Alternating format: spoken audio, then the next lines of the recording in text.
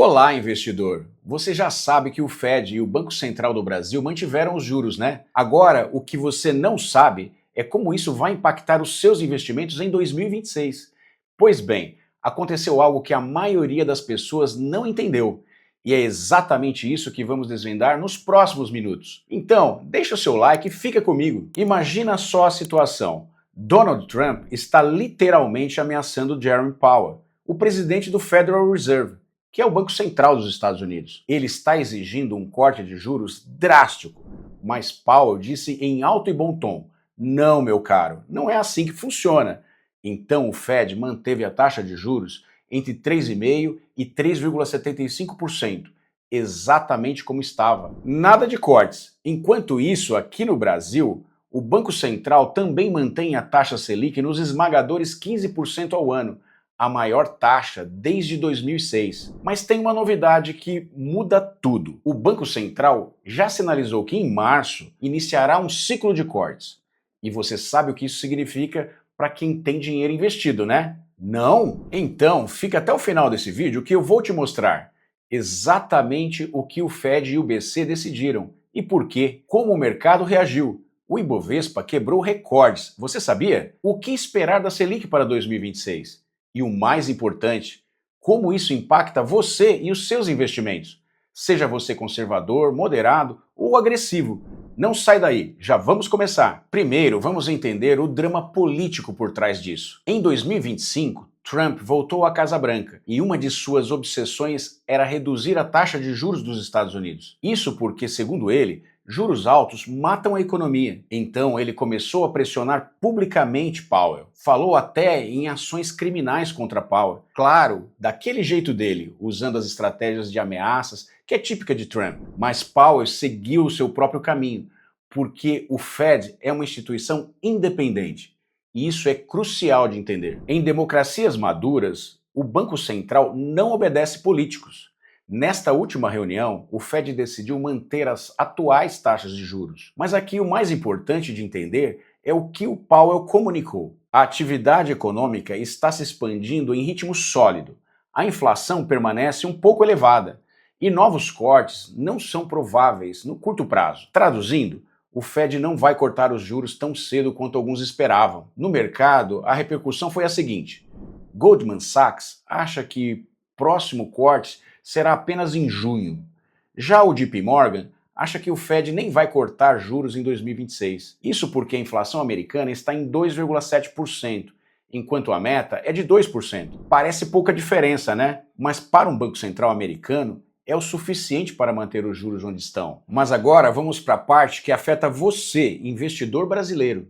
Mas antes, se inscreve no canal e ativa o sininho, pois eu estou acompanhando a economia americana de perto e vou fazer muitos vídeos importantes para você. Então vamos lá?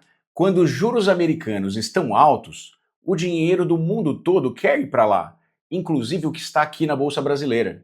Se o Fed começasse a cortar agressivamente os juros, os investidores iam procurar investimentos mais atrativos, e países emergentes como o Brasil são favorecidos. Bom, agora vamos olhar o lado brasileiro dessa moeda. Enquanto o Fed toma uma postura mais restritiva, o Banco Central brasileiro está fazendo algo diferente. Apesar de também ter mantido a nossa taxa de juros inalterada, no nosso caso 15%, o Copom, que é o Comitê de Política Monetária, reuniu-se e fez algo crucial no seu comunicado. Sinalizou que em março irá iniciar um ciclo de cortes. E isso é diferente de cortar juros hoje. É como dizer ao mercado: relaxa, estamos segurando os juros agora, mas em março vamos começar a reduzir. Isso é possível porque a inflação brasileira está convergindo para a meta. E o nosso mercado reagiu bem a esse comunicado, inclusive apostando que durante o ano de 2026 as taxas cheguem a 12,75%. Veja o que é esperado nos próximos meses. Março de 2026, o BC faz o primeiro corte de 25 pontos base. A Selic vai para 14,75%. Maio de 2026, novo corte, agora de 50 pontos. A Selic em 14,25%. Em julho de 2026, mais 50 pontos de corte. A Selic em 13,75%. Em setembro, novamente 50 pontos. Selic em 13,25%. Já em novembro, mais 50 pontos, a Selic chega a 12,75%. Se isso se confirmar, estamos falando de uma redução de 225 pontos base em um único ano. Isso não é pouco não. No final de 2026, a Selic estaria em 12,75%, ainda num patamar muito alto, mas bem diferente dos atuais 15%. Uma redução assim significa que os seus empréstimos ficarão mais baratos, as suas ações podem valer mais e a renda fixa não será tão atrativa quanto agora. Então vamos analisar mais de perto o porquê do Brasil começar a cortar os seus juros e os Estados Unidos não. Os contextos são diferentes. Estados Unidos, inflação ainda acima da meta, 2,7% versus 2% da meta. Mercado de trabalho ainda aquecido. Criação de empregos forte. Economia crescendo num ritmo sólido. Trump pode ainda aumentar a inflação através das tarifas. Brasil. A inflação está convergindo para a meta, que está projetada em 3,4% em 2026. O Banco Central já subiu os juros o suficiente para controlar a inflação. A taxa real, que é a nominal menos a inflação, está em níveis elevados, de 8%. Juros altos matam a economia, investimento, consumo e etc. Então o Banco Central está dizendo: matamos o dragão da inflação, agora podemos relaxar os juros um pouco. E já vimos uma reação animadora do mercado. O Ibovespa subiu 1,52% em um único dia. O novo recorde histórico foi de 184.691 pontos.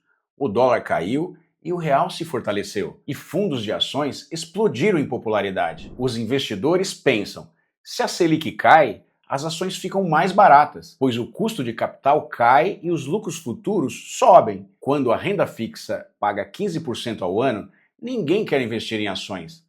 Mas com a Selic em 12%, a coisa muda de figura. E já que os Estados Unidos não pretendem cortar os seus juros num futuro próximo, a pergunta que fica é a seguinte: se o Brasil corta e os Estados Unidos não corta, para onde vai o dinheiro que estava em renda fixa?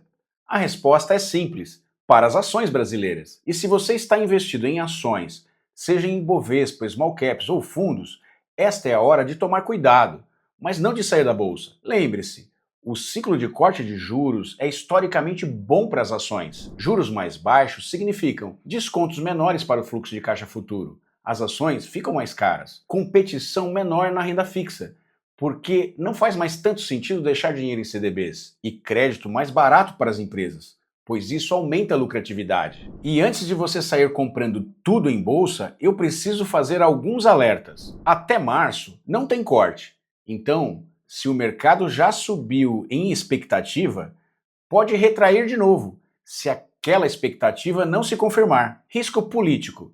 Se a situação fiscal brasileira piorar, o governo gastando demais, o BC pode desistir do ciclo de cortes. Aí volta o caos. Risco externo. Se Trump fizer cortes nos impostos, o que aumenta a inflação nos Estados Unidos, o Fed pode não cortar e o dinheiro volta para os Estados Unidos. Então, aqui a recomendação dos especialistas é aumentar a exposição a ações gradualmente, não comprar tudo de uma vez. E se você está com dinheiro em CDB, poupança ou tesouro direto pré-fixado, é aqui que o impacto é mais direto. Seu dinheiro está rendendo em torno de CDB 14 a 15% ao ano, poupança 8% ao ano, tesouro direto pré-fixado pode estar em 9%, 10% ou até 11% dependendo de quando você comprou. Parecia legal até agora, certo? Mas vem aí um ciclo de cortes. E o que acontece? Quando estas aplicações vencerem, os juros para renovar que você vai conseguir serão bem menores. Então, o grande movimento agora é o seguinte: antes dos cortes, trave a sua taxa anual comprando tesouro pré-fixado ou CDBs com taxa fechada, fixa por prazos mais longos. Mas preste atenção, isso é só com uma parte do seu patrimônio. Essa parte pode variar entre 30% e 70%, dependendo se você é mais conservador ou mais arrojado. O restante guarda no CDB com liquidez diária, para ir comprando ações baratas aos poucos, semana a semana, conforme os preços forem caindo. E claro, evite algumas coisas neste momento de mudanças, como comprar dólar ou fazer hedge cambial, pegar empréstimos, financiar casa ou carro.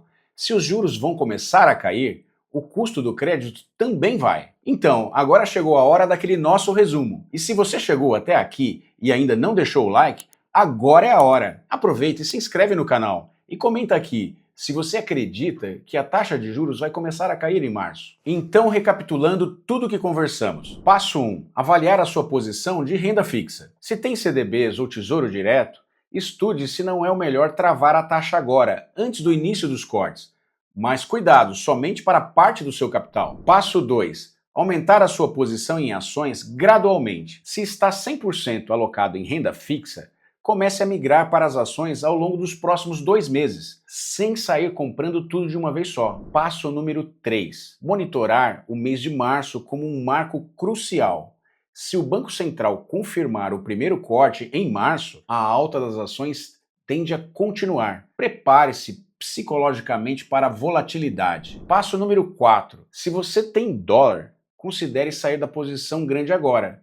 Diferencial de juros está encolhendo. Isso tende a derrubar o dólar. Passo número 5. Se você quer pedir empréstimo, espere ou negocie.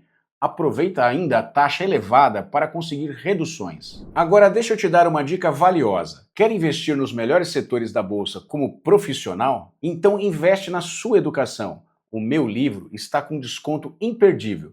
O QR Code está aparecendo aqui na tela. Ou clica no link no primeiro comentário. E se quiser mais vídeos como esse, escreve aqui embaixo e aproveita e manda para um amigo. Muito obrigado por ficar comigo até aqui. Até o próximo vídeo.